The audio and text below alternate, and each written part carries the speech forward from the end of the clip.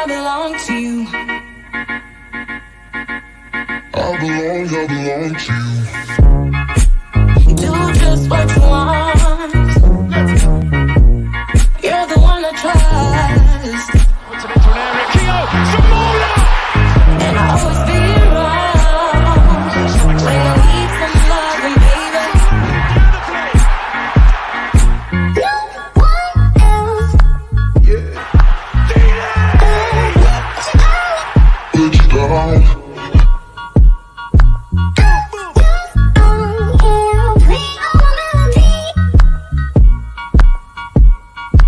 Sing all my melodies.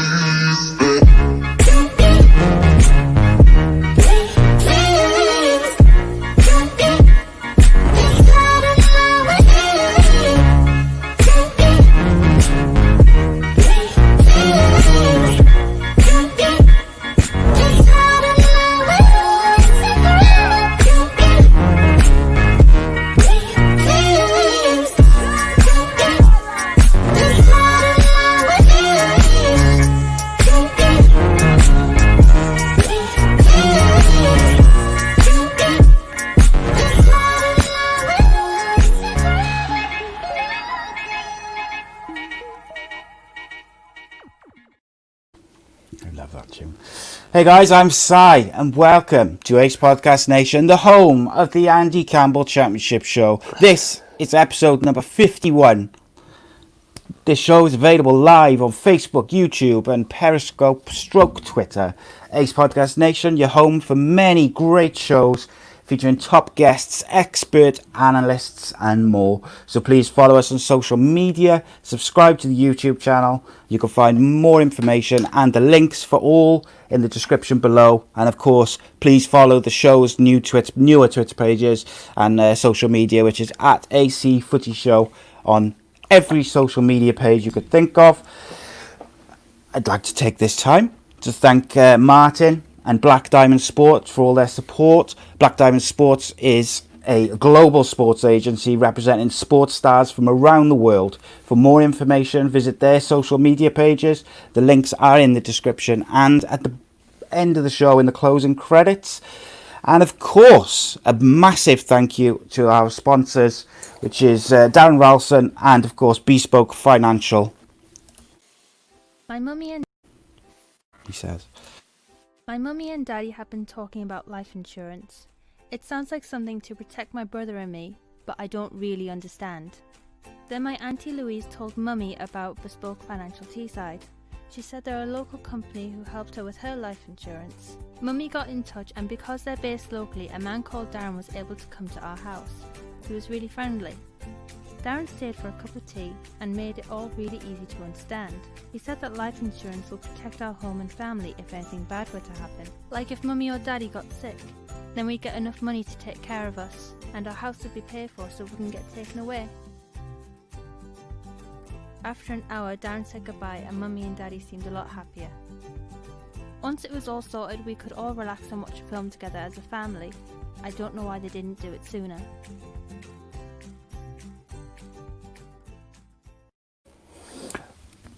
We thank Bespoke, of course, for sponsoring the show. Bespoke Financial, they specialise in life insurance, critical illness, income protection, mortgages and sports cover. And you can get more information at the links which are provided in the description at the closing credits. And without further ado, we'll get stuck into the football. Joining me to talk all things Championship this evening, we have the Speed Demon, the Goal Collector, still the king of the Millennium Stadium, Mr. Andy Campbell, ex-Cardiff City and Middlesbrough striker. How are you? Good evening, mate. Yeah, I'm very well. Very well. Looking forward to this. We've had a good week. Loads of action, loads to talk about. Yeah, really excited for the Championship to... it just seems that it's a gift what keeps on giving, you know, good and bad for everybody. You know what I mean? As I say, as we talk now, there's a game going on right down the bottom and the foot of the table. So keeping a close eye on it as we speak. So let's see how that goes as well. As usual, mate, a mental week in the Championship. All sorts of stuff going on.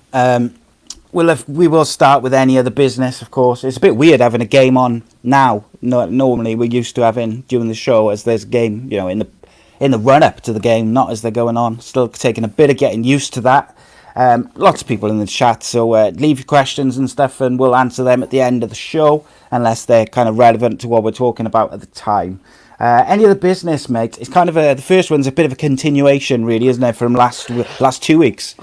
Yeah. I want to talk about Wigan again. Obviously, obviously they went into administration, and obviously everything that I'm reading from Manchester News and Teesside News, obviously it affects Middlesbrough Football Club. So the rumour what I'm hearing is that if Wigan don't finish in the bottom three, they're going to get deducted 12 points. So currently, as it stands, they would go 5 points into relegation. And if they do go down, as in a finish in the bottom three, which I don't think is possible, by the way, they will start next season with minus 15. And I'm just not comfortable with it. For me, just take points off them straight away and let them get out of it, because they decided to do this decision. So let them get out of it straight away. And there's an opportunity. They've got 4 games to go. They probably need 9 points to get out of this trouble what they're in. And let's see, So let's go from there. Yeah, I think so, and I think like I kind of discussed with you this morning when we spoke, is I do feel like Wigan are going to get punished almost 3 times if they go down, because if they go down, they're then going to have 15 points off them next year, so you've got the 2 punishments. Then they're probably going to sell all their best players. They've got a couple of really good young players particularly. They're going to get sold by the administrators rather than the club, to raise cash to pay whatever they've got to pay. So it's like a triple whammy. For me, it should be a blanket punishment. If a club goes into administration, whatever league they're in, they should just literally go. A club goes into administration, they got 30 days to appeal, or appeal any punishment. If they don't appeal the punishment is 12 points deduction, 30 days from when they go into administration, and it's the same no matter what. There's none of this kind of ins and outs. I'm not sure people have used COVID-19 as like a little get out clause and think that they're going to get away with it, because this is unventured territory. That we've never been here before, but these debts have always been there, and they've been there for a long time. So the people who have the debts and people who need the money back, they need paying, and unfortunately, yes, they're not getting any revenue in at the minute, but it's the same as every other football club. So if they get away with it, then everyone else could do it, and it just makes a mockery of the whole system. So, to get what's coming to them, move on and forget about it and put it to bed. Yeah, I saw the EFL chairman, Mr. Rick Parry, said English football's been disrespected by the tremendous shock of Wigan going into administration. Now, for me, yes, the timing of it is a bit suspect, and you could say that maybe is a bit of a shock. But if the EFL chairman hasn't been worried about clubs going into administration during the last 3 to 4 months, I'm not really sure what he's doing. Do you know what I mean? Yeah, well, I think that's my point. I really feel sorry for Wigan Football Club players, supporters. You know what I mean? It's not a very nice time, but there's a bigger picture, and if people are going to let the football club get away with it, then everyone's going to do it, because it just makes a mockery of the whole thing. Because all the football clubs who are run really well and do things properly. We had Mehmet on a few weeks ago on Monday night, and he was telling us how much the football clubs lose each month, £3 million a month, and if that happens, and Cardiff would be following. Well, exactly. So why wouldn't they? Because it would save them a hell of a lot of money, and it also would wipe out any kind of debt which they would have to play to Nantes for Emiliano Sala, which is a little bit naughty as well. So they cannot let this go really, and go from there. Yeah, 1-0 to Luton. Yeah, it is, mate. It is. It is. It's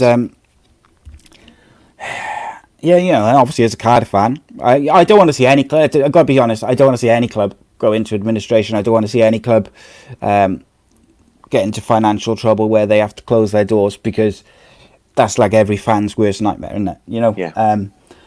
Even Swansea, I don't want them, and even Liverpool, I don't want them to go. None of them. I don't want any of them to go into administration.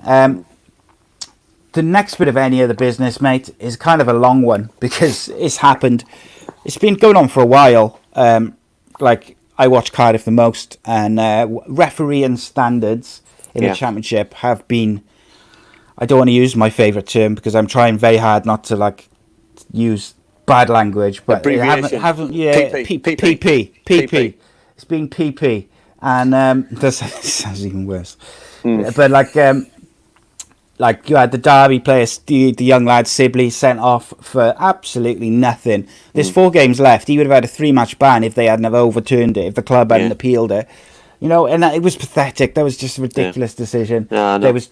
I think you said there was a couple in the or 3 in the Millwall Boro game. Listen, I'm not being biased here because I thought the referee was awful for both sides. So you know what I mean. It's a standard of refereeing. You know what I mean, because there's soon down the line there might be last game of the season where a big decision needs to be made, and if the referee is going to get that decision wrong and there's no VAR to overturn it. Not that VAR is any good, by the way, at the minute, but that's another story. But I believe referees at the minute are getting a little bit probably lazy, and in the terms of they're expecting other people to help them out, or you know what I mean. Instead of a referee being strong and just making the decision and sticking by it, and I'd respect that more than decisions just not getting made and just brushed under the carpet, so to speak. And it doesn't sit right with me, you know what I mean? And I think it's been for far too long. We've been talking about it all season. Are referees wanting help? Are they wanting VAR to come in the Championship? For me, it probably should have been the Championship anyway. You know what I mean? If it's going to be the Premier League, we've got an issue where we've got Leeds United, Brentford, West Brom trying to get into the Premier League, so they need to get used to how VAR works as well. So, and the teething problems because they're going to have them again next year. So, I just think it doesn't sit right with me, and hopefully. The standard can be improved, but we spoke about it off air that at the minute the EFL are having Premier League referees who are underperforming, dropping down. So it doesn't say much about the league if they're getting referees who are being punished dropping down a level. So you know what I mean. For me, I just think the standard needs to improve overall. That's across the board, and then hopefully we can move on.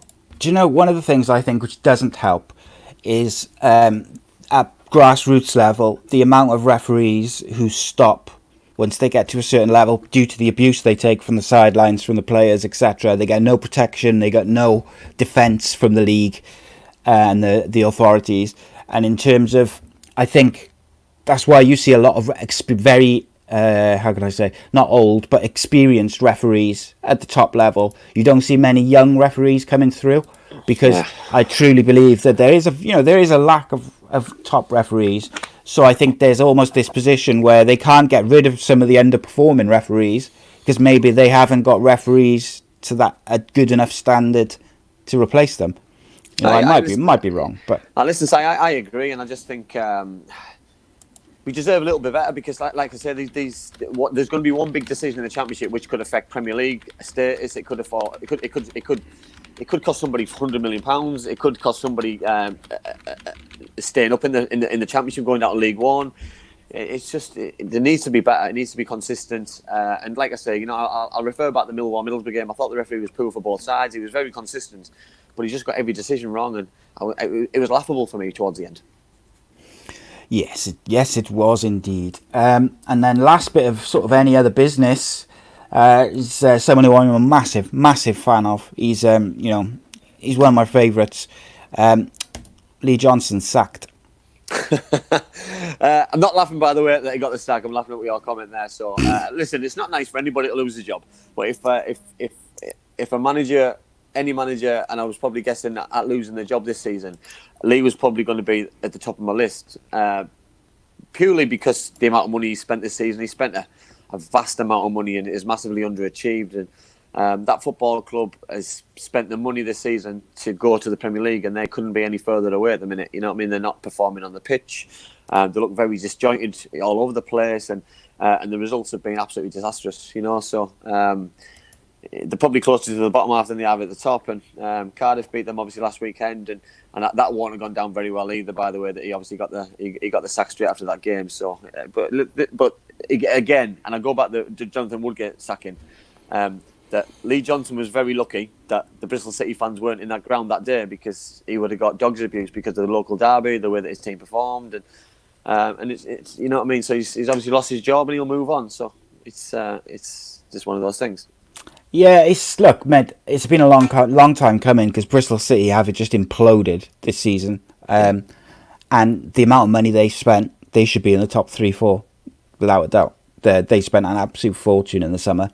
We talked about it before the lockdown, that if they weren't in the playoffs, we thought they should be challenging for automatics, but if they didn't get to the playoffs, it was absolute failure, and he would probably have to go. He's gone before. Yeah, kind of fair enough, I think. So speaking of managers, I recently sat down with ex-Manchester United defender Mr. Derek Brazil just to see who he thought would make a late run for the playoffs, and also what he thought of certain players becoming managers after their playing careers are over.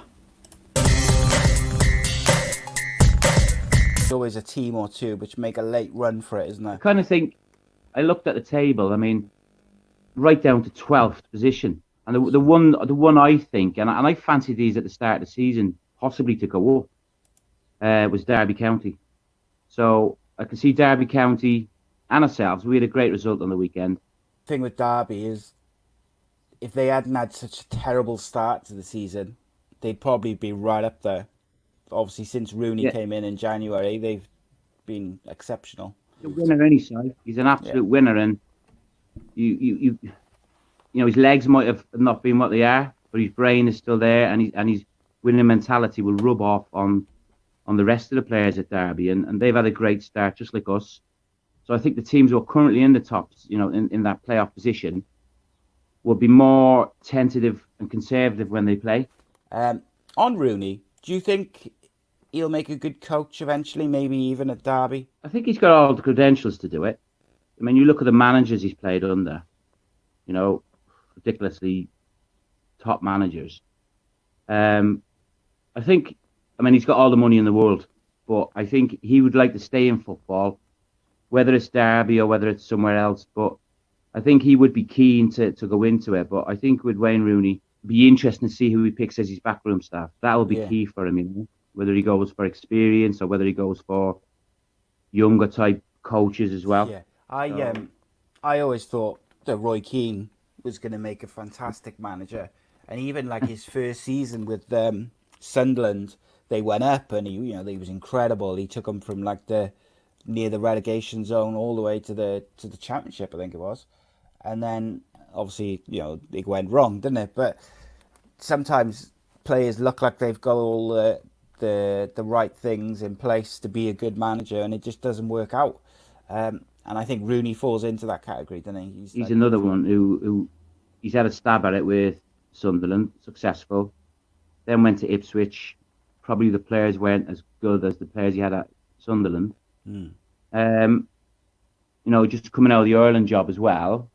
And he's providing everyone with entertainment now on his punditry, isn't he? So I think Sky in particular, they love him because, and he kind of plays up to it.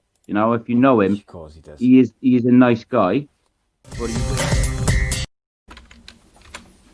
there you go, Derek Brazil. And also, I just wanted to make a quick mention. The music you hear in those interviews, there was only a little bit during that one, but they were made by someone called Dan Hughes, who I'm very grateful to for making it. The full version's kind of cool. And thanks to him for making it. Derek Brazil, I'm not sure about his new bleach blonde hair, but there we go. I'm sure we'll see Derek at some point in the near future. Derby, mate, he thought make a late run. It's so weird to me because, I think probably 3 months ago, we were worrying whether Derby were going to be able to turn it around and maybe they might find themselves in a relegation battle. That's how bad they were.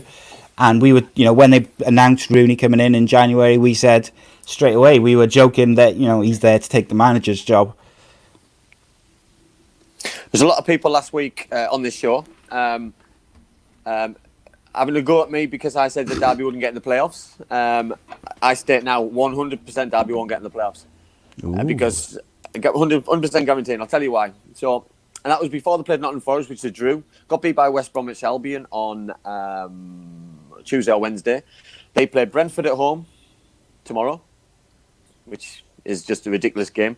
Then they play Cardiff City away. Then they play Leeds United at home, and then they go to Birmingham. So their fixtures for me tell me they can't and won't get enough. You know what I mean? For me, I think the last playoff place is out of Cardiff and Swansea, if I'm honest. I think Preston have got an outside chance and probably should have been in there anyway because of the season they've had. But Derby will definitely not get in the playoffs because of the 3 points behind Cardiff, but they've got superior goal difference, less. 5 or 6 goals. So I don't think they'll be anywhere near because of the games they've got left. Because for me, I think Brentford will beat them tomorrow, or in my opinion. And then the other 2 games they've got Cardiff. Cardiff have to win. And then Leeds United again could win the league that game. So it's they couldn't have picked any worse games to have a run in. It's a really, really tough end of the season for them. Yeah, it's going to take something big for Derby, I think, now. But I wouldn't rule it out. I want Cardiff to make the playoffs, but there's only one space. There's only one space, and if Cardiff don't make it, I really do hope that Preston do.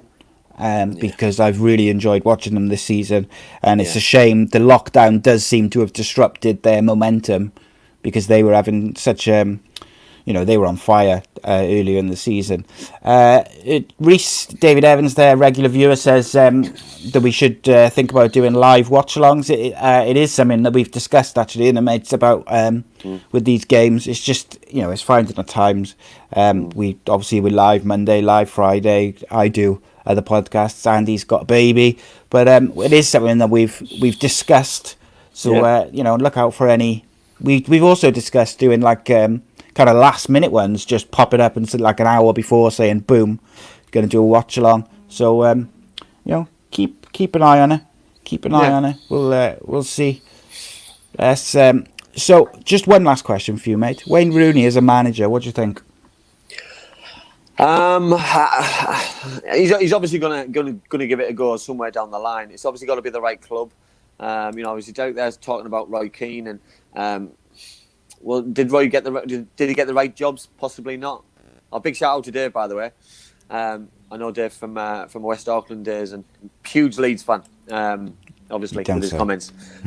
So we always I always give him a bit of stick when they lose, which isn't very often at the minute, but I do believe they will go up this year. But it pains me to say that, but hey ho.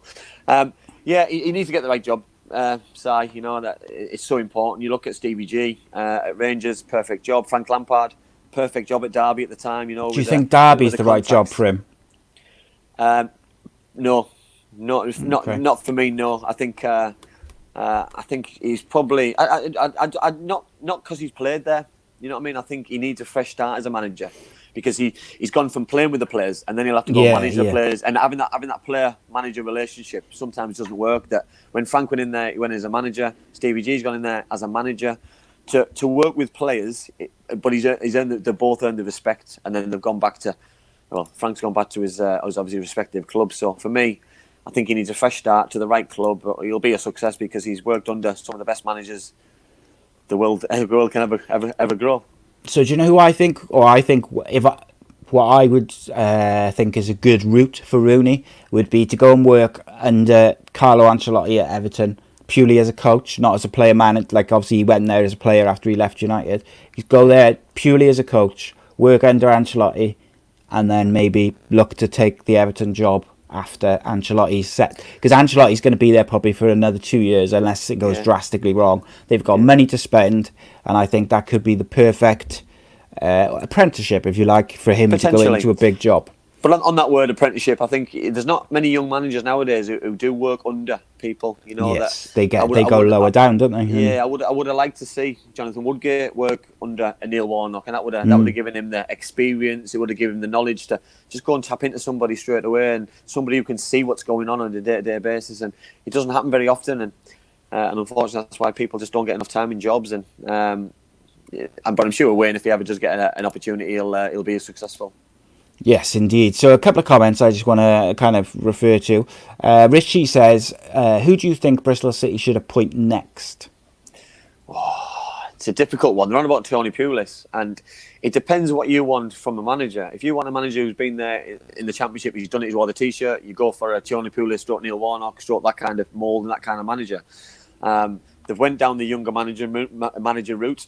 Thought playing this all expansive attacking football with Lee Johnson didn't work. So For me, sometimes a tried and tested manager can always work, and it depends what they're planning on. Are they planning on something for the short term, and they're gonna look in the summer, or they're gonna take the time because they are safe, really, and then just have a caretaker up till the summer. It could be a good job for a younger manager to take over, so an ex player who's Wayne just come out of Rooney. the game, or potentially yes, or you know what I mean. You just have to wait and see. It's such a sometimes you can't call these decisions because it's managers can come out of left field and it can just come and shock you. Look, for me, if Bristol City bring in Tony Pulis, one, I think it's very short term, and two, I think they'll have to spend a fortune because that squad is not built to play the type of football that Tony Pulis will want to play. So he will want to bring in his own players, so they'll potentially have to get rid of a lot of the players they've signed this year just to go that way. On that point as well, I think they will have to anyway, because whoever comes in as a manager is going to want to put their own stamp on it, and they've got the biggest squad in the Championship. They've spent a hell of a lot of money, and they're going to have to rejig the squad somehow and get the money back, because some of them players are far away good enough for Bristol City, never mind the Championship at the minute. Yes, indeed. A couple of other comments then, very quickly. Kelly said she's glad that Cardiff have gone back to the original starting lineup for tonight's game.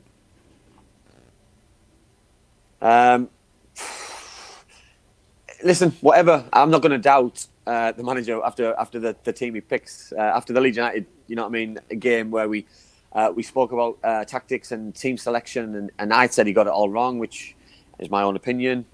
He was a breath of fresh air. The subs came on and made a huge difference, and Gressel got his goal, and he's done that off the bench. So it's going to be a very tough game tonight. Fulham are no mugs. You know, you don't really know sometimes what you're going to get from Fulham as well. So it's a difficult one. You know, since lockdown, they haven't really hit the ground running. I'm not sure if Mitrovic is playing. He's missed the last couple of games, so we'll just have to wait and see. Indeed. Leslie asked what I think the score will be between Cardiff and Fulham. Cardiff have to win, so I'm going to go with 3-1 to Cardiff, but I think that's probably a bit optimistic, and it'll probably be a bit closer than that. Knowing Cardiff, it'll be 1-0 with Bobby Reid scoring the winner in the 89th minute. But my thing on that inside, is he allowed to play? Is he on loan, or did he sign a permanent deal? I forget. Well, I don't know. It was a bit quiet, wasn't it? The grey area of if you wanted to put something in that contract that he wasn't allowed to play against Cardiff for the next year, he could have always inserted it. So it's time will tell, because if Mitrovic isn't playing and Bobby Reid's not playing, they're missing two huge players. Yes, massive players. Just quick, Richie's also said, do you think Jonathan Woodgate would be interested in the Bristol City job to get straight back into it? Listen, I think he'd want to get back in. He's been burnt a little bit, and he's gone to get his reputation back. And I think taking a job like that would be probably less pressure than it was in the Middlesbrough job, because he can probably put his own stamp on it without having the whole of Middlesbrough on his back. Indeed. Sorry, if you see me waving my arms around, there's like one fly which keeps landing on my webcam. It's really bugging me. I'm going to end up smashing my webcam over. Right, so we'll do our thing for the results from last week, obviously, because there's so many. We tried to keep it to a sentence or two from Andy just talking about it, and I'll chip in here and there. So it's like super fast reviews of the Sky Bet Championship. So Friday the 3rd, we had Charlton 0, Millwall 1. Yeah, it wasn't a great game. After the show, I watched the game, and there was just nothing really happening. I think Charlton would have been over the moon with the draw. I think, to be fair, Millwall were pushing, and then all of a sudden they got. I wouldn't even say it was a chance. It was a centre half came forward, and it was a fantastic finish. And Millwall then defended for their lives, and got a really good result and a really, really huge 3 points to give them a chance of the playoffs. Indeed, yeah, great result from Millwall. Charlton being on form as well, so I was a little bit surprised. Yeah. Then we got Derby County 1, Nottingham Forest 1, and I think this was the result which probably sealed Derby's lack of playoffs. Yeah, I think so, and I think we spoke the following week about Lawrence being getting his red card, so that had an impact as well. You know that you losing your best player in a local derby at home in Nottingham Forest, and they go 1-0 behind with Joel Ollie, who's obviously a big favourite of the show. Been on fire. A fantastic season. And then, to be honest, I thought Forest were just going to see it out and finish it off, and then Martin Waghorn got himself sent off in injury time, which is another stupid decision for a Derby County player to make. And but then all of a sudden they threw and they threw the kitchen sink at Forest and get an equaliser through Chris Martin, and it's given them a glimmer of hope. But then they had obviously a game through the week, which we're going to go on about. But for me, if you've got any aspirations, you can't afford to drop 6 to 4 points in a week to go to the playoffs at this time of the season. Interesting about this game is Forest packed the midfield and crowded out Wayne Rooney, and it was the least effective I've seen him, particularly since the lockdown's been lifted. Yeah. But I thought they really, that's how they dealt with derbies. Obviously, a lot comes through Rooney throughout the games. He provides a lot of firepower for the people in front of him. So I thought they did a real good job of crowding him out, and it'd be interesting to see if other clubs take on that sort of method. Blackburn 1, Leeds United 3. Leeds United on fire. Yeah, I think they've got the mojo back since lockdown. They're attacking in droves. The amount of chances they're creating. Bamford opened the scoring early, and he's had a really, really good week. He's since lockdown's come, really, he's on fire. And we always said if he's scoring goals side, they're going to win games because he's their main number 9. Bielsa absolutely loves him. He always puts him up. And I'm a big fan of Calvin Phillips. I think Calvin Phillips in midfield with Klitsch does an amazing job at protecting and spraying balls about and going forward when he can. But Leeds have just got a really good mix and exciting times because a full rocking Ellen Road in the Premier League will be amazing. But obviously they've got a few hurdles to overcome first. Yeah. Do you think that Leeds' wobble coincided with Glick picking up a couple of injuries and maybe not playing as well as he had done earlier in the season? All of a sudden, lockdown goes, he's back on fire, pulling the strings, and they're banging in goals for fun again. Yeah, well, on that note as well, Luton have just got a second one at Huddersfield. I think it coincided with Calvin Phillips and Klick both losing form. Phillips got himself sent off a couple of times, so he missed a lot of games. Klitsch missed a lot of games, and I think it's just given teams, especially good sides, an opportunity to get some togetherness and get the tactics sorted out and just aim towards the last 9 games because we've got 4 games to go. So they've had a really, really solid time since lockdown. The only time I think they dropped points was against Luton Town, which is the most surprising result of the season, really. So obviously the Cardiff one as well, but at home.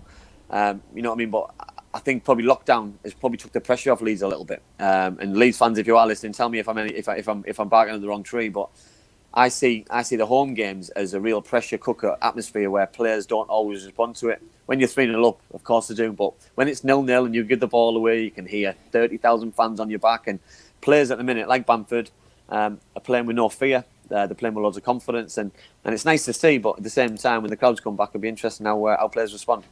Yeah, that's it. That's spot on, mate. Spot on. We talked about that about Greenwood as well, didn't we? The other day. Next up was speaking of players who've been on fire, Ben Rama hat-trick as Brentford smashed Wigan 3-0. Listen, the boy's an extreme talent, and my fear for Brentford is if they don't get promoted this year, they're going to lose him because he's obviously extremely talented at what he does. He's scoring goals for fun. He's a standout performer. Him and Ollie Watkins. So for Brentford's point of view, I hope they do go up because it won't be nice to see all their squad get dismantled and be all over the place in the Premier League. No, it will not. And hopefully we'll have someone from Brentford soon having a little chat with us about some bits and pieces, but we'll see. And then we had the 7-side derby, Bristol City 0, Cardiff City 1.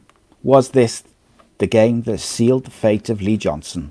Yeah, final nail in the coffin for Lee, fortunately, or unfortunately, depends how you want to look at it.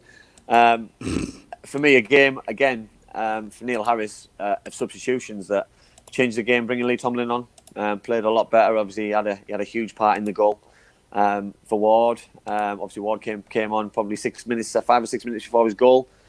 And at the minute, Neil's getting his tactics spot on, so long may that continue. But they look solid at the back. Well, they did on Saturday. Not through the week as much, but they look solid at the back and creating chances of going forward. But I would like to see Leon a little bit earlier, a little bit quicker, to open the door that a little bit more. But at the minute it's working, so if it's not broke, why fix it? Yeah, Kelly said, I think it was Kelly anyway, apologies if it was someone else earlier on in the chat, that they use, like Patterson takes a lot of criticism, especially since lockdown, Glatzel starting on the bench a lot. But what Patterson does is he presses from the front, he gets battered and he batters the defenders, and then the fresh legs come on in Glatzel, in Tomlin, in Ward, and then they take advantage of the space and the tiredness which Patterson's created. So I can understand the thinking behind it.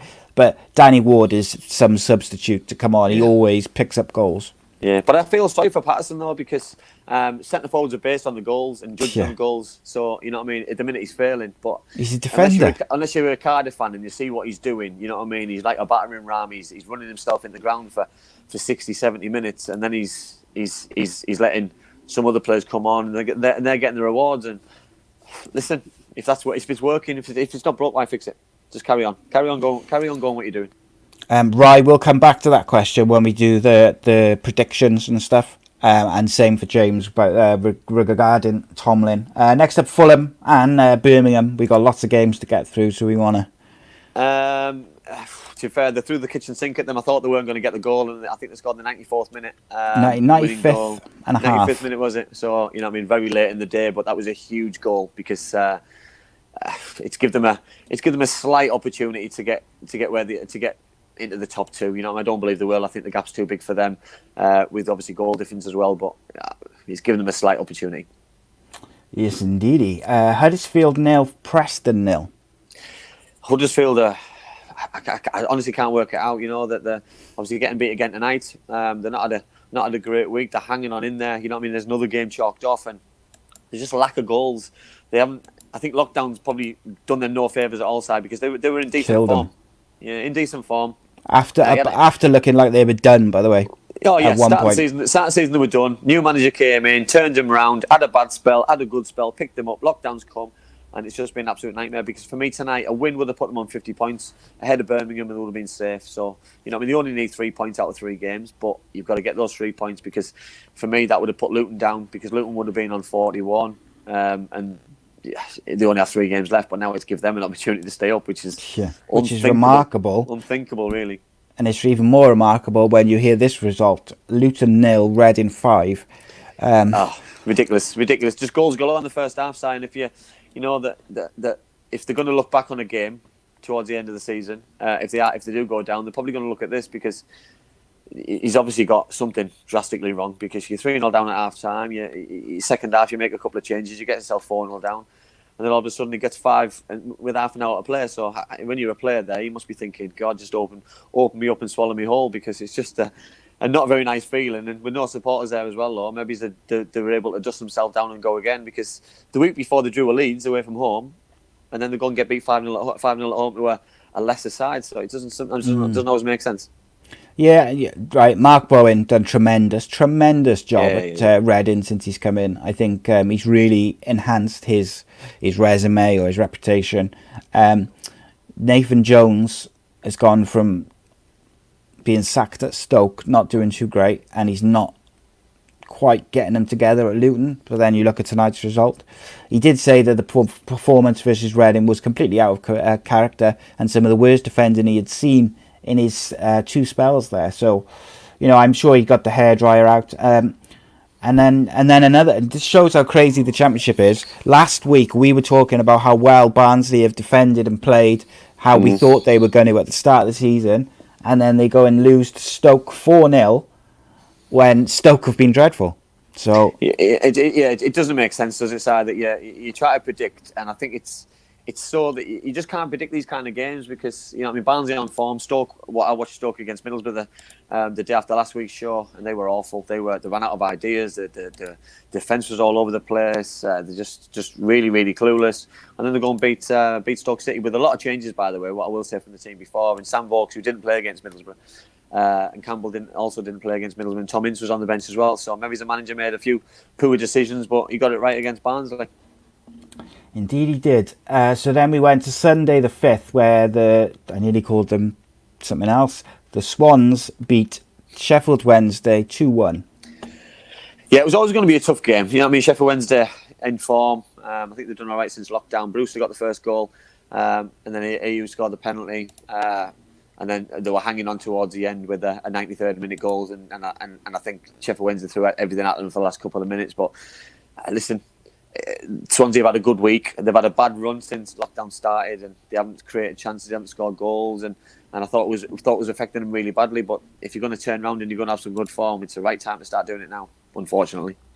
Yeah, never let it be said that I'm not completely honest and fair on this show. Ryan Brewster has been outstanding for Swansea all season, but particularly since the lockdown was lifted. He's really been the catalyst for their... Any time they've played well, it's been largely around whether he's done well. And considering how young he is, I think that's very, he's a top big... draw. He's had a good upbringing with his club. You know that they've always had a brand of football, Swansea. He was Liverpool, wasn't he, previously? Yeah, they've had a brand of football, and he fits that kind of mould, that the Liverpool pass a move and Swansea pass a move. So, you know what I mean? They always bring the players in from the right areas. So, you know what I mean? It's nice to see players like that coming in the Championship. You know, I'd like to see him in a blue shirt, but hey, he plays for Swansea. I'm going to just put this question out to everyone, Facebook, YouTube, Twitter. Anyone else enjoy the Championship more than the Premier League? Absolutely. 100%. I have for years also. It's not just this is not just now, by the way. It's more exciting. It goes on for longer. Listen, it's not as high profile. More games, more goals normally, more action. Supporters love football and love the drama, midweek games, and it's just all action. Ryan just said, is Brewster, I don't know if he was asking or saying, but is Brewster on loan at I don't know. Jackson? I don't know. I'll have to check that now. Next up was Boro 0, QPR 1. Oh, mate. Awful. Yeah, it was awful. It was probably one of the worst games I've seen. Middlesbrough really struggling at home, by the way. That was Swansea game, QPR game. The lack of atmosphere is obviously affecting them, because the games they've played away from home, they're playing with no fear. But yeah, it wasn't a great. It's probably one of the worst Middlesbrough games I've seen all season, and that's probably saying something for some of the games I've had. So fair play to QPR. QPR they're having a great time since lockdown. But they've had a good season and a solid season, especially after the season they've had. So it was nice. Jordan Hugill scored for QPR, ex-Middlesbrough player. I know Jordan since he was a young player. So it's nice to see him score, but it's just disappointing he scored against Middlesbrough. Yeah, he hurt himself as well. Yeah, he did. He went off injured straight away. So hope he didn't hurt himself too bad. But but no, it's nice to see him getting goals. But just don't score against Middlesbrough. Yeah, loads of people just said he's Ryan Brewster's on loan. So yeah, it's a great signing, and he's performing very, very well. And then lastly on the Sunday we had West Brom 4, Hull 2. Hull's defending all over the place, but then West Bromwich Albion's attacking force of Charlie Austin, Pereira, Grzycki, Dean Garner. When you've got those kind of players, you've got chances to score goals and create chances, and you know what I mean. They had a ridiculous amount of shots, but when you've got those kind of players, you're always going to. I'm surprised that they let as many goals in as they do. By the way, West Brom, because they do shed goals, considering they've got a very good manager in place who's been all his career he's been a defender, and he's strive to keep clean sheets and things, especially at West Ham and things. So if they want to improve and get to that next level, they've got to improve the defence. Spot on. A couple of people saying they prefer the playoffs and the Championship over the Premier League. Not when you lose. Not when you lose. No, there's heartbreaking then, isn't it? Yeah, not when you lose. Also, Gaz says he helps West Ham sign Ryan Brewster. He says, to be honest, come on, you Irons. Bless him, watching the Championship show, and he's getting ready for next year, I think. Yeah. Ooh, sorry, mate. But yeah, and Craig makes a good point. Why couldn't Liverpool pull back Ryan Brewster like Forest did with Adoma? But well, they could have done. And it should be the same though for everyone, shouldn't it? You know, that goes back to that integrity thing we've talked about a lot. Of course it does. And but then the integrity is across the board. The players should have the integrity to play football, and yes, back the fans and back the clubs, and other clubs should have the integrity for the players, and it shouldn't be. You know what I mean? Listen, if they had an injury crisis, and the reason he was bringing them back is the difference. You know what I mean? But they're not keeping him or letting the Cardiff have him because they feel as though he's a threat towards their promotion. So that's a bit naughty, a little bit naughty. It is more than a bit naughty, in my opinion. Then we had, speaking of Forest, they lost 1-0 to Fulham. Yeah, Harry Arter scored the goal just before half-time, and more of an accomplished performance, I'd say, by Scotty Parker's team. And big players came to the table. You know what I mean? Harry, I thought, was excellent in midfield, winning his battles. And Forest lacked a few ideas. And Lewis Grabbing, you know what I mean? Was quiet for his standards. And obviously, he brought Joel Ollie off at half-time. He brought Amiobi off just about the hour. So for me, they massively lacked ideas with bringing, for me, the two best attacking wide options off. So when you do things like that with half an hour to go, for me, you're down in tools a little bit. Yeah, I thought it was the exact phrase that I was thinking of, that they lack in a bit of something, Forest, whether it was ideas or creativity. It was difficult to say. Then we had Brentford 2, Charlton 1. I thought Charlton played quite well in this. I thought Charlton were excellent. Got an early goal through Macaulay Bonne. But then a few changes by the manager with half an hour to go, and it worked wonders. And Ben Rama scored a penalty, and then they scored the winning goal through Pinnock with about 5 minutes to go. So, listen, that was a huge result. And if they do get promoted, they'll look back at that one and go, there's the reason why we got promoted, because if they hadn't got that, they would have just been stuck in a playoff position, and they would have just had to build from now, because, you know what I mean, it's given them an opportunity to push forward now. Yeah, Ben Rama, mate. What a player, I tell you. Yeah. What a player. He's had a great week. Far too good for the Championship. Yeah, great week.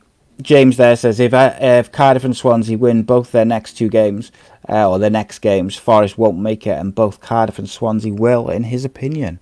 Interesting. We'll get to all that in a minute. Luton 1, Barnsley 1. We're going to fly through these now, mate. This could come back and bite Luton on the backside with a 85th minute equaliser. So, you know what I mean, unfortunately, especially after the result tonight, that's 2 points lost over the week. Indeed.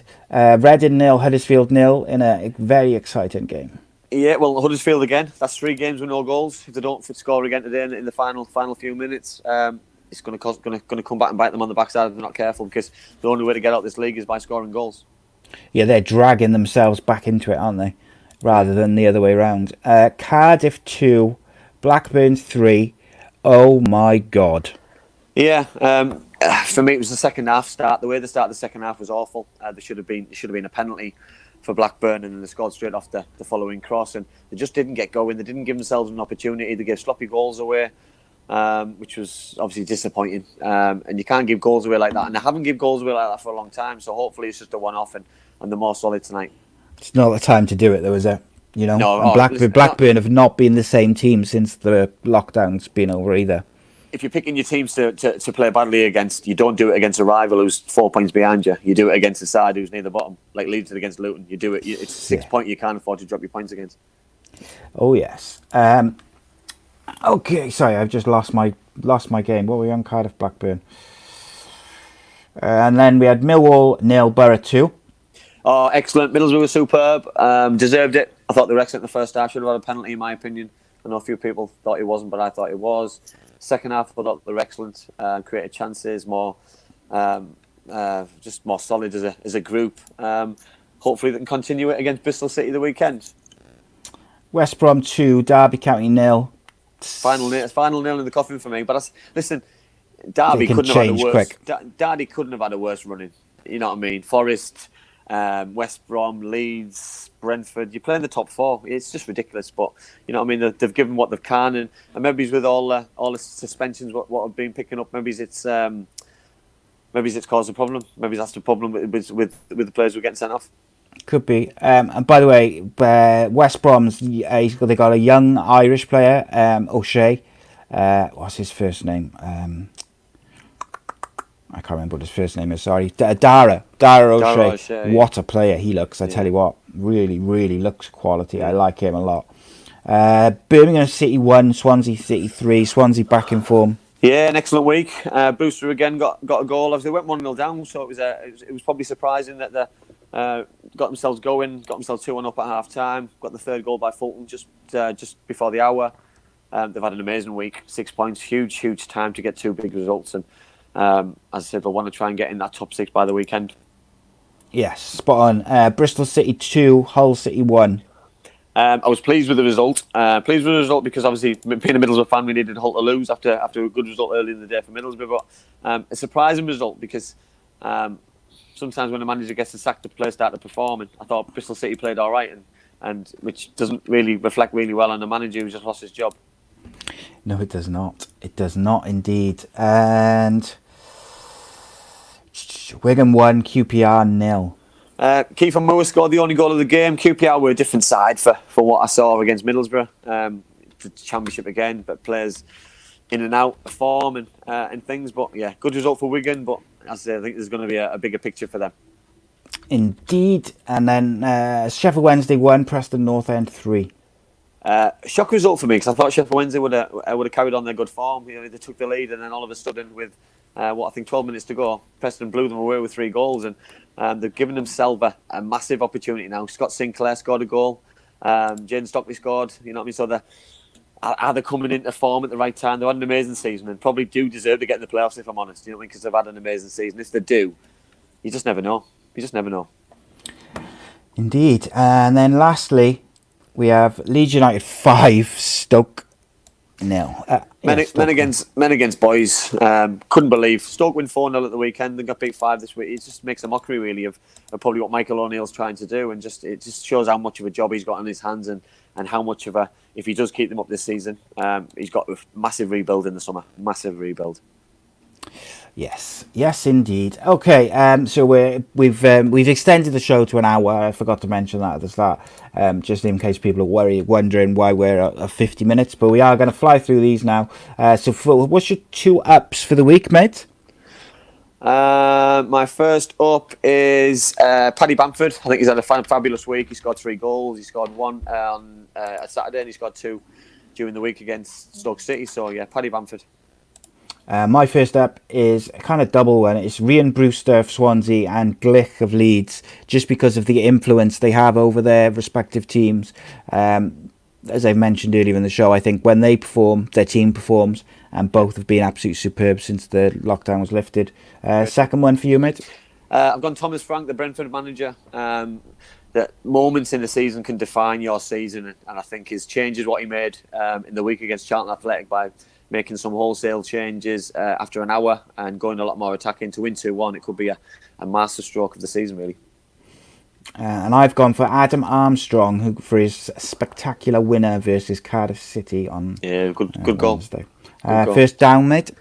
Well, I've gone for Luton Town, but obviously they're winning 2-0 tonight, but I'll class that as next week. Luton Town, because of obviously the 5 goals they let in against Reading, and then the late goal they let in against Barnsley, that if games are going to come and bite them on the backside, if they'd have got 2 positive results there and they've showed the form like they have tonight, they would have been safe. So you can't just turn it on for 1 or 2 games in the Championship. You've got to be a little bit more consistent, and unfortunately, that's what the league doesn't lie. Yeah, I've gone. My first down is for the referee Jeremy Simpson for his sending off of Sibley of Derby, because it was pathetic. It was a rubbish decision, and if the FA decided to back the referee, which they have done many times, Sibley would have missed they got 4 games left, and he's been a big part of their good form. Yes, last down, mate. Well, mine links with that. So mine's Derby County's lack of discipline. With obviously Waghorn getting sent off, and Lawrence got sent off the week before, and I think things are going to cost Derby County, and they haven't got a massive squad. You know what I mean? They lost a lot of players when Frank left, loan players and things, and some of the squad members. So you can't afford to lose your best players. You know what I mean? Waghorn, Lawrence, 2 huge players for Derby County. So you know what I mean? You've got to keep your disciplinary record to a key, really, to the best it can be. Indeed, and my second down is Stoke City for basically the fact that they cannot seem to get it together. They win 4-0, then lose 5-0. It's just, they're all over the place, and they've got a lack of discipline in another way. They've got a lack of discipline on the pitch. They defensively, offensively, they just, I don't know what it is, but they need to sort it. A club that size with that squad should not be where they are currently. So, guys, if you send in your questions, because we're going to do them in a couple of minutes to finish off the show. Last week's predictions, Andy's was 1-0 up, so I'm not going to go through all the games, but needless to say, Mr. Campbell won. At one point, he was something like 8-1 up, but I made a bit of a comeback. It finished 15-8 to Andy, which takes Andy into a 2-0 lead going into next week. Clean sheet. Yeah. Sorry, I'm lulling you into a false sense of security. Okay, so we got, and I know people like to follow along with these in the chats and give their own predictions, so please do. So tonight we've got, obviously we can't do Huddersfield and Luton because it's already happened. I'll go Luton, yeah. I'll go 2-0. Bonus points for the correct score. Cardiff Fulham, I'm going to go with a draw. I'm gonna listen. Listen. I'm gonna be honest. This is a tough one. I'm gonna go a home win because I just think Fulham are a very good side, and it's gonna be a tough week this week. Yeah. Charlton Reading. Well, Reading is just the most unpredictable side in the world. I'm gonna go draw because I just can't work any of them two sides out. And I'm gonna go with a Charlton win. Derby County versus Brentford. I'm going Brentford. Okay. Barnes. Oh, sorry. I'm going to go with Derby. And next up, then we got Barnsley versus Wigan. Oh, huge game. I'm going to go home win. I think they need to win it more than Wigan do, even though Wigan are a mess. I'm going to go Wigan because Wigan have been pretty good form on the pitch, so we'll go with them. Blackburn, West Brom. Oh, West Brom. I think Leeds went there last week, so I think West Brom will do the same. I'm going to go with a draw because I think the win against Cardiff might give Blackburn a bit of a boost. And, overall, they've been pretty good. So, there's a chance. So, you said West Brom, I said draw. Hull City versus Millwall. Gosh. I'm going to draw. Andy draw. I'm going to go with a Millwall win. Boro versus Bristol. Home win. I think Middlesbrough will get rid of that voodoo and beat Bristol City. And I'm going to go with Boro as well. Also, Preston versus Forest. Huge game that. I'm going to go home win. I fancy. I think Preston need a win. I'm going to go with a draw. And QPR versus Wednesday. I'll go home win again. You can't work those two sides out, but yeah, home win. And I will also go for QPR there. Stoke City versus Birmingham. Home win, even though Stoke got beat 5 the other day. And I will go Birmingham City. Swansea versus Leeds. Oh God, that's a huge game. Huge game. I'll go Leeds because I can't go Swansea. Yeah, that's the same as me. I just can't. So yeah, I go Leeds anyway because Glick's back on fire. West Brom, Fulham. Oof, these games. West Brom. I just think they're scoring goals for fun. I'm going to go with Fulham for that one. I think they're going to try and cement their places. Reading versus Boro. Oh, I can't imagine that's going to be a classic. I'll go draw. I'll go draw because I think Middlesbrough will have enough points after Saturday, hopefully. I'm going to go with a Boro win. I think Warnock will see them through. And then we've got Wigan versus Hull. Wigan win. I think Wigan this could save Wigan, by the way, because we've got some decent games coming up. Yeah, I'm going to go with Wigan win. Yeah, Wigan as well. Cardiff versus Derby County. Oof. Home win. Home win. I think if Cardiff get 3 points out the next 2 games, I think they'll be over the moon. Yeah, they got some big games, isn't it? I'm going to go with Cardiff win there as well, because they're bang up for Derby. The only problem might be is if derby if it snows. If it snows, it'll be a nightmare. Luton Town versus QPR. Home win, because Luton obviously won tonight, so I can't. They're going to be in the ups next week with a win. And I'm going to go with QPR win there. And then we've got Millwall versus Blackburn. Away win, because I think Blackburn are better away than they are at home for some reason. Yeah, I'm going to also go for Blackburn, because I think, as mentioned, I think they're going to use Cardiff as their to recover their season. Sheffield Wednesday versus Huddersfield Town. Home win. Huddersfield are an absolute shocker. I can't see it turning around at the minute. I'm going to go for a Huddersfield win, simply because I don't fancy Sheffield Wednesday at the moment, and I think Huddersfield need the points badly. Brentford Preston. Home win. And I'm going away win. Birmingham Charlton. Home win.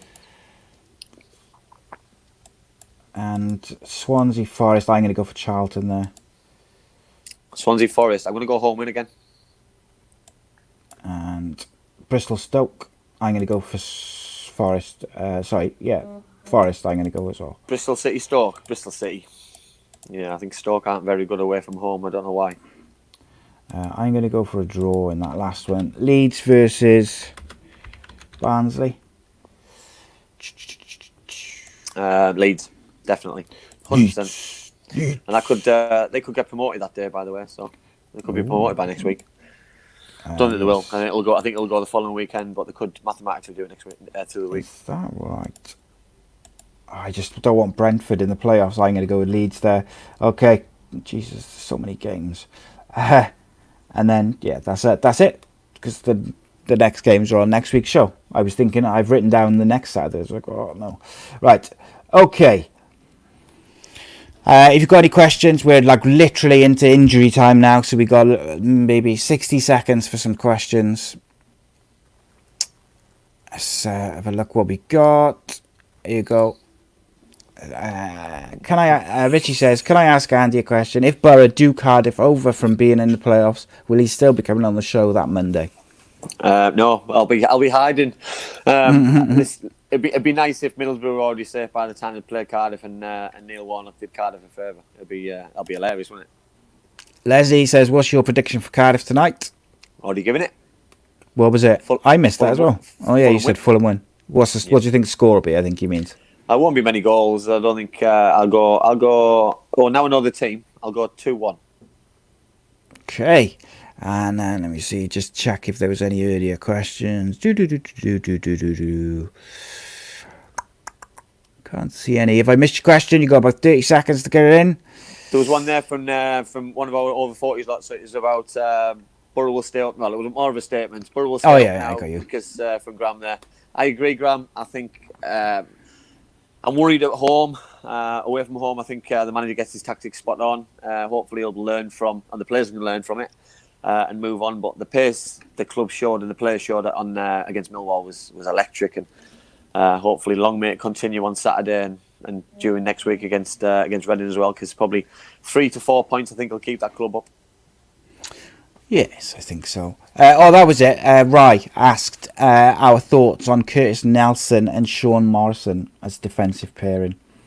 They're doing really well together. You know what I mean? I think it takes a long time to get a partnership tie. We know this, and we spoke about Bamba and Morrison's partnership in the past. And I'll be honest, I think Aidan Flint's been really unlucky. That he's come in, he's done all right. Offensively, scored a few goals off corners. I think defensively, he's let himself down a little bit, but he's still a very good player. And I'm surprised that probably Neil hasn't tried 3 at the back and 3 big centre halves and have some wingers bombing on forward as a wing back. So listen, he's getting it right, and if them two are the partners, then he's keeping some very good players out the team. My thoughts are, I don't think either one is long term good enough, but as a partnership, they seem to be doing a very good job at the moment. So I couldn't really say too much about it. But I think Cardiff need a younger, pacier central defensive partnership, in my opinion. I'd like to see someone really strong, big, young, and fast in there, alongside maybe one of those two. You don't ask a lot, do you? No, not at all. Not at all. So that's the show, lads. 4 minutes injury time, Fergie time, as it were. Don't forget now, Monday, 7:30, former England international, Liverpool, Leicester, and many other clubs. Mr. Emil Heskey is joining us. It's going to be a very entertaining show, very interesting show with loads to talk about. We'll be talking about Emil's career and, of course, you know, all the 3 or 4 stories from the week. So please tune in and also spread the word over the weekend. Let people know that we've got a big show coming up. We've also got a big show Sunday live on UFC 251 on the channel. But you can check out all the links and links for the social medias, everything in the description. And of course, massive thanks to Black Diamond Sport for all the support. They're a global sports agency representing sports stars, managers, coaches, all over the place. Check out their social media, their LinkedIn, and they're all at the end of the show. And of course, to finish, I'd like to thank Bespoke Financial and Darren Ralston for their amazing support and sponsoring the show. Really, really, really appreciate it. And they're trying to expand into other cities and other parts of the UK.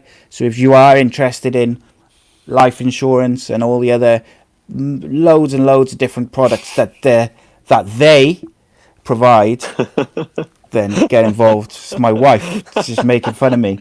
So lads, I'll see you later. I thought that comment as well. I'm waiting for someone to comment, but that's just Becky. That's just made my night. See you later, lads. Yeah. Cheers, lads. Thank you everyone for watching. I appreciate you. Subscribe to the YouTube channel. Tune in for all the live shows coming up next week. Got some amazing guests, some big guests as well. So join us.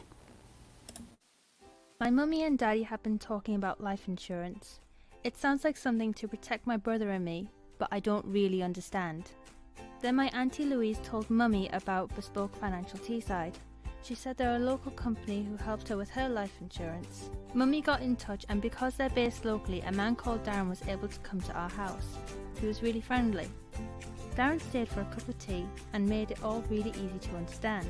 He said that life insurance will protect our home and family if anything bad were to happen. Like if Mummy or Daddy got sick, then we'd get enough money to take care of us, and our house would be paid for so we wouldn't get taken away. After an hour, Darren said goodbye and Mummy and Daddy seemed a lot happier. Once it was all sorted, we could all relax and watch a film together as a family. I don't know why they didn't do it sooner.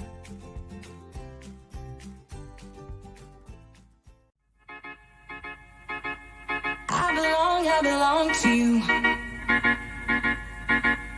I belong to you. Do just what you want. You're the one I trust.